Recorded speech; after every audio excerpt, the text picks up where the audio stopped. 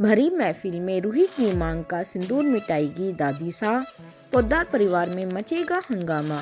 समृद्धि शुक्ला और शहजादा Dhami star serial ये रिश्ता क्या कहलाता है में इन दिनों पोद्दार हाउस में सब कुछ अच्छा हो रहा है।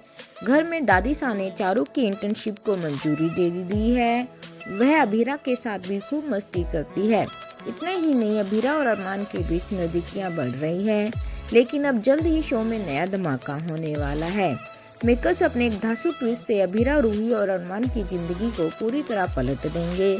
शो में फैंस रोहित के आने का इंतजार कर रहे हैं, लेकिन शो में मेकर्स रूही की दूसरी शादी की प्लानिंग कर चुके हैं। कहानी में नया ट्विस्ट आने वाला है। टीवी सीरियल ये रिश्ता क्या कहलाता है का नया प्रोमो सामने आया, जिसमें पोद्दार परिवार के सभी लोग पार्टी में बिजी होते हैं।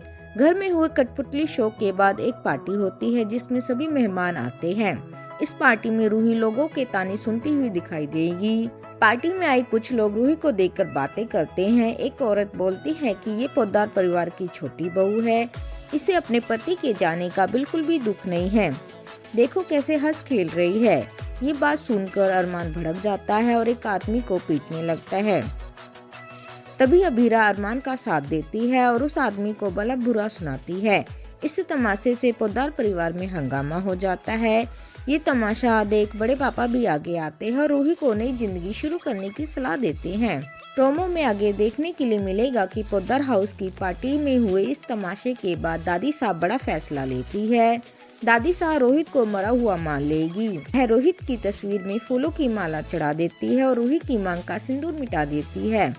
वह बोलती है कि अब तक हमें आस थी कि रोहित आएगा, लेकिन आज हम मान लेते हैं कि रोहित हमारे बीच नहीं है।